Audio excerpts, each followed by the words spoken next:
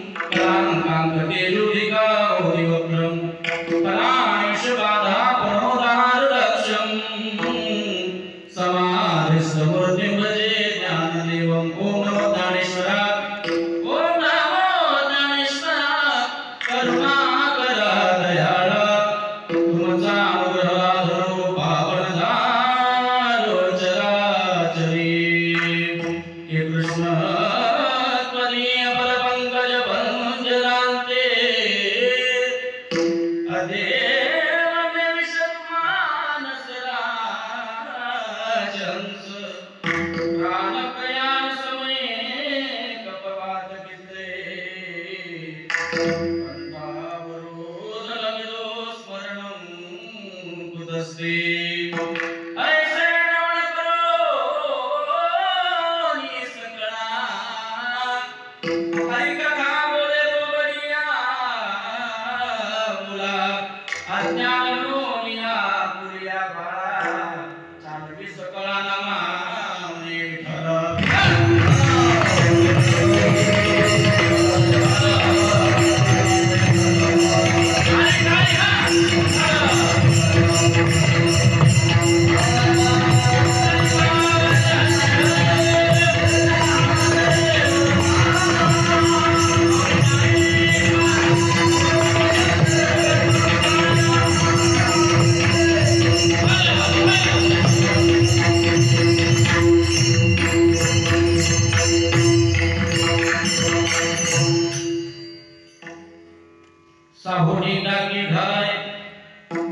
साहुनी टाकी घाई पाषाण देवची झाला पायी तयारी की दृढ मन करी साधाया कारण प्रस्तुत प्राप्त प्रसंगी कीर्तन शेतकऱ्याचा निवडलेला अभंग देवची सुप्रसिद्ध साधू जगतवंदनीय महाराष्ट्र भूषण वारकरी संप्रदायाची कळसस्थानी असणारे पंचमवेद निर्माते श्री जगद्गुरु तुकोबा यांचा असून उत्कृष्ट असा भगवत प्राप्तीचं वर्म प्रतिपादन करणारा अभंग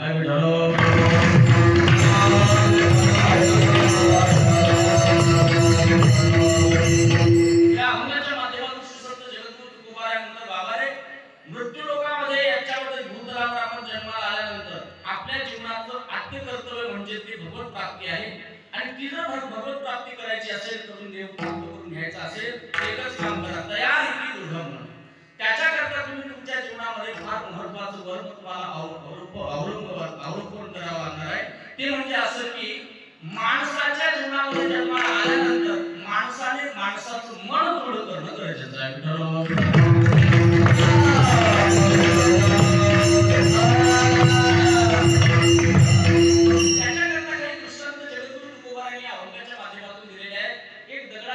दगडाला जरी मूर्त पदाला प्राप्त व्हायचं असेल दगडाला जरी देव व्हायचं असेल तरी देखील सुद्धा त्या दगडाला देव पदापर्यंत पोहोचण्याकरता त्याला सुद्धा त्याचं मन दृढ करावं लागतं अशा पद्धतीने या अभंगाच्या माध्यमातून जगद्गुरु तुकोबा सांगतात बाबा तयार येते भगवत प्राप्ती करता तुम्हाला एकच काम करावं लागणार आहे दृढ मन करावं लागणार आहे हा अभंगाचा सरळ सरळ अर्थ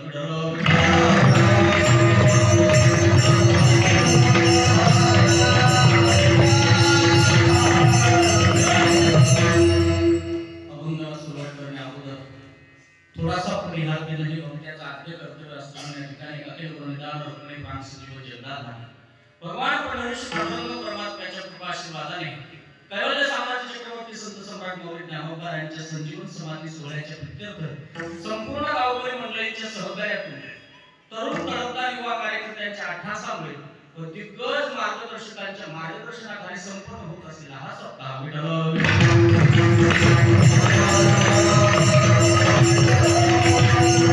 अशा या पवित्र आणि ओजस्वी वातावरणामध्ये आज माझ्या वाट्याला ही खऱ्या अर्थाने आलेली सेवा कीर्तनरूपी सेवा आज चौथा दिवस पाचवा दिवस कीर्तनाचा पाचवा दिवस तसं माझा दिवस पहिले विचारूनच घालतात पवार महाराजांनी फोन केला मी महाराज गव्हाणे महाराज कुठं म्हटलं घरी यायचे आमच्या गावातला सत्ता आहे सांगा तुमचा कोणता दिवस म्हणून मला 10वा सोडून कोणताही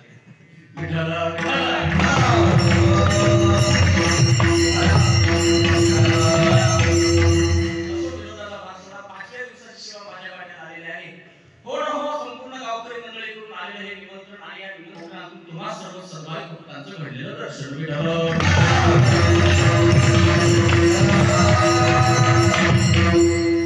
या भागामध्ये बरेचदा कीर्तन करण्याचा योग आलेला आहे तसंही जेवढी काही मंडळी आहेत वारकरी परंपरेतली या सर्व मंडळींची मी चेहरे सर्वांना वैयक्तिक काही ओळखू शकत नाही परंतु या ठिकाणी सुंदर असं वातावरण आहे मौली ज्ञानराजांच्या परमपावन दरबारामध्ये आपण सर्व एकत्रित येऊन हा अतिशय सुंदर सोहळा मौली ज्ञानराजांचा करत आहात त्यामध्ये श्री हरिभक्त परायण गायनाचार्य आमचे ज्ञानेश्वर महाराज सोबत हे बाबा भेटतच नाही खरं तर महाराष्ट्रात जन्माला आला आणि एमपी मध्ये लहानाचा मोठा व्हायला लागला महाराज अक्षरशः एवढे आवाजाला धार आपल्या भागामध्ये क्वचितच लोकांना मिळते बरं ही भगवंताची घेतो देणे तुमचे देवा घ्यावी अखंडित आणि अशी आवाजाला फार मोठ्याच माणसांना मिळत असते. सुंदर गोड असा आवाज आमच्या ज्ञानेश्वर महाराजांना लाभलेला आहे. माझं महत्त्वाचे बरेच दिवसांनी आमची भेट झाली ते सुद्धा या ठिकाणी उपस्थित आहेत. हरिभक्त परायण पवन महाराज, दुसऱ्या इकडे चंद्रशेखर महाराज इंद्रासारखी मृदंग वाजवणारे आहेत. म्हणजे मुखडे वाजवण्याकरता मुखडे सुद्धा फार गोड आहेत या लोकांचे. कारण पातसमध्ये वैकुंठवासी वैद्य बाबा फार सुंदर सांगायचे अरे मुखडा वाजवण्याकरता मुखडाही चांगला असणं गरजेचं आहे. नाही तर मुखडा वाजवायचं तोंड करून कडू कारलं खाल्ल्यासारखं करायचं बरोबर नाही. हे करून नाही याचं शास्त्र सांगतं बाबा रे हा मृदंग वाजवणं काही सामान्य गोष्ट नाही. मृदंग वाजवणं सामान्य गोष्ट नाही बरं का. याच्याकरता रक्ताचं पाणी करावं लागतं. तेही पाणी आपल्या फायद्याचं नाही, ते मिळत नाही. रात्रभर या पकवाजा करता संपूर्ण हातातून रक्ताचा श्राव ओढवतो. आमच्या ज्ञानेश्वर महाराजांना माहिती आहे मी ज्यावेळेला मृदंग शिकायला होतो त्यावेळेला मोठा अवघड आहे वाक्य सामान्य नाही सामान्य नाही. परंतु जीवन जगत असताना काही काही गोष्टीतून आदर्शमय जीवन कशा पद्धतीने जगावं हा आदर्श घेण्यासारखा आहे. हा पखावज आहे. याला काय म्हणतात तुमच्या इथे काय म्हणतात याला? याला म्हणजे याला पवर म्हणतात तुम्ही पण त्याच्या हाताखाली काय म्हणतात पखावज बरोबर आहे. पखवाज म्हणतात कोणी मृदंग म्हणतो बरोबर आहे. तर हा मृदंग काही सामान्य नाही. याच्याकडून सुद्धा काही ना काही शिकण्यासारखं आहे. ह्याच्याकडून शिकण्यासारखं आहे. तुम्ही म्हणाल कसं काय महाराज? अहो जाऊ द्या सामान्य माणसाला जरी आपण बोलण्याकरता गेलो राम राम म्हणलं तर एखाद्याला फुरसत नसती राम राम घालण्याकरता. बरोबर आहे का नाही? बरोबर आहे ना? एखाद्याला जर आपण बोलायला गेलो तर एखादा आपल्याशी नीट बोलत नाही. परंतु हा जो पखावज आहे एवढा मधुर बोलतो माणसाच्या जीवनाचं सार्थक असे बोल बाहेर टाकतो.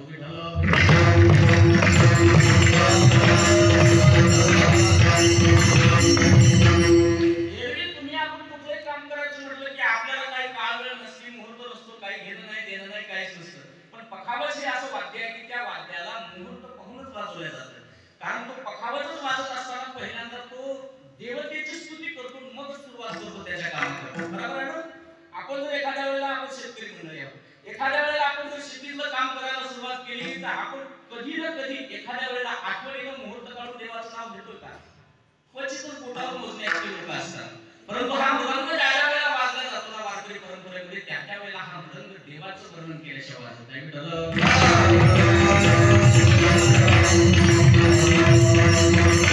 आणि वाजतही असताना हा मृदंग तुम्हा आम्हाला उपदेश करतो. तुम्हा आम्हाला समजावून सांगतो की बाबा रे ये श्याम श्रीमध्ये यशोदा सुतपदे कमले नास्ती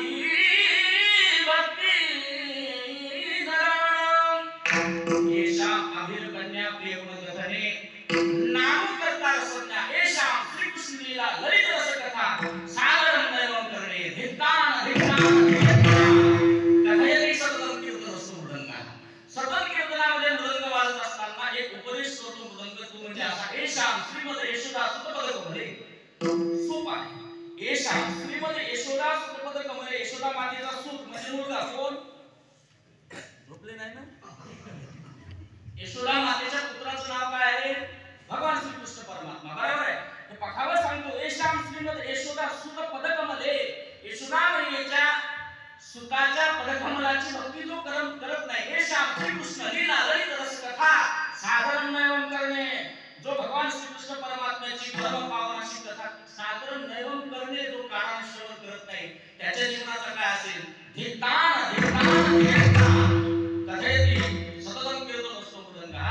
सतत कीर्तनामध्ये सतत कथेमध्ये हा मृदंग बोलत असतो. अरे राजा तुमच्या जीवनाचा धिक्कार असतो. कोणाच्या? जे भगवान श्रीकृष्ण परमात्मा जे भगवान परमात्म्याच्या भक्तीपासून वंचित आहेत ना त्या लोकांच्या जीवनाचा 3 वेळा सांगतोय तो पखवाज की धिक्कान कथयति सत. काही काही म्हणत असतील महाराजांच्या बोल्या संपल्या का काय? हा पखवाज बोलतो का? साहजिक आहे. आपण ग्रामीण भागामध्ये आल्यानंतर आपल्या लक्षात येत नाही हा पखवाज बोलतो नाही बोलत. पण आळंदीमध्ये ज्या वेळेला आपण जातोय ना त्यावेळेला मात्र दिग्गज अशी पखवाज वाजवणारी मंडळी आहेत. त्यांच्या हातून पहिल्यांदा पखवाज वाजत असताना देवाची स्तुती केली जाते. गणपती सोरमणी वंदे बुद्धिवी नाही तुझ्यात भजवी हरण सुख करत का दिगरी दिखाय दिगरी दिखाय दिगरी दिखाय दिगरी दिखाय दिगरी दिखाय दिगरी दिखाय दिगरी दिखाय दिगरी दिखाय दिगरी दिखाय. सोपा आहे. गणपती सोरमणी वंदे प्रातस्मरणीय वैकुंठवासी भट्टे बाबा फार सुंदर वाजवायचे. त्यावेळेला बाबांनी पंचायत गुरुजींनी बाबांकडून ते दिलेलं होतं आम्हाला, बसवलं होतं ते. पखवाज बोलतो, तुमचा विश्वास बसत पटेल, मी नक्कीच हा पखवाज बोलतो का नाही सिद्ध करतो. ऐका, पखवाज बोलवणार असला ना निश्चितच हा पखवाज बोलतो, पण बोलवणार असणं गरजेचं आहे. तिने केलं का एक जण वाचला, कारण तुमचे पखवाज एवढे वजनदार झाले आता, दोघांचे हात जरा जड आहेत का, वजनदार आहे. असा हात पडल्यानंतर काळकरी गणावून चालेल. एक जण तिने केलं का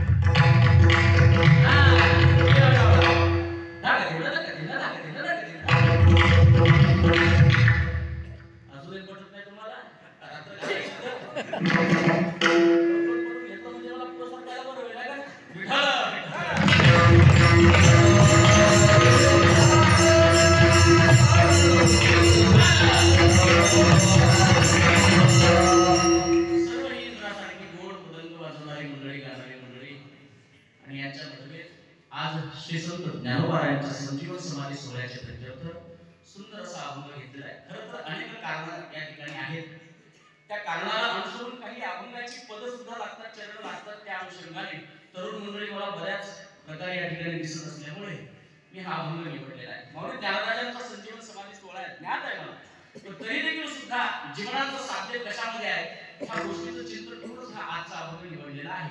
या अभंगाच्या माध्यमातून मला काही अनेक प्रकारचे संदेश सुद्धा आपल्यापर्यंत पोहोच करायचे आहे. वारकरी संप्रदायाची परंपराच ती आहे की जनजागृतीसह पारमार्थामध्ये उंच शिखर प्राप्त करणे हे वारकरी संप्रदायाचं आद्य कर्तव्य आहे.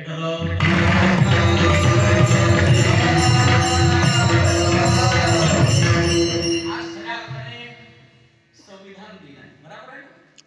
दुसरा नंबर म्हणजे 26/11 ह्या तारखेला मुखातून बाहेर काढल्यानंतर आपल्याला काय आठवण येते मला तर माहित नाही, पण मी जे ठरवून आलेलं आहे मला जे माहिती आहे ते फार महत्त्वाचं आहे. 26/11 काय झालेलं होतं रे राजा? मुंबई. वाह वाह वाह, क्या बात आहे. काय नाव तुझं? अनिरुद्ध. वाह, अनिरुद्ध. एवढे नाव कोण आहे हो? हे नाव ऐकल्यानंतर असं अंतःकरणाला समाधान वाटलं, हा भाग चांगला आहे, पारमार्थिक आहे. नाहीतर नावही असे विचित्र असतात. आता जाऊ दे, त्याच्यात वेळ घालत नाही. सुंदर त्याने उत्तर दिलेलं आहे की आज 26/11 म्हणजे मुंबईमध्ये ताज हॉटेलवर घडून आलेला बॉम्ब ब्लास्ट, बरोबर आहे का? त्या अंशात नाही आपल्याला सगळ्याच गोष्टीला आणि या ठिकाणी स्पर्श करून जायचा. अभंग सुटला नाही पाहिजे, कार्यक्रमाचं औचित्य साधलं पाहिजे, सुंदररित्या या ठिकाणी अभंगाचं मर्म सुद्धा आपल्या हातात आलं पाहिजे.